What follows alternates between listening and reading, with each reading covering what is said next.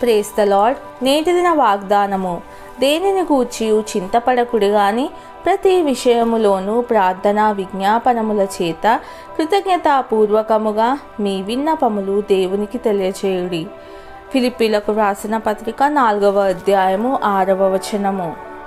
దేనిని గూర్చి చింతపడకుడి గాని ప్రతి విషయంలోనూ ప్రార్థన విజ్ఞాపముల చేత కృతజ్ఞతాపూర్వకముగా మీ విన్నపములు దేవునికి తెలియచేయుడి.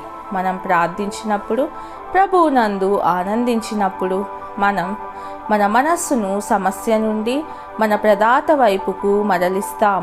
ఒత్తిడిని ఎదుర్కోవడానికి సహాయం చేయమని మనం దేవుణ్ణి అడుగుతూ ఉండవచ్చు.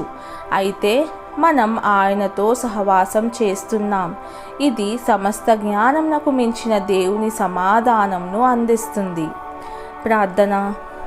సమస్తాన్ని అనుగ్రహించిన సంరక్షించే దేవా, నా ఆందోళనలను నీకు తెలియజేస్తున్నాను. నీ సమాధానం నా మనస్సు, హృదయాన్ని కాపాడునుగాక.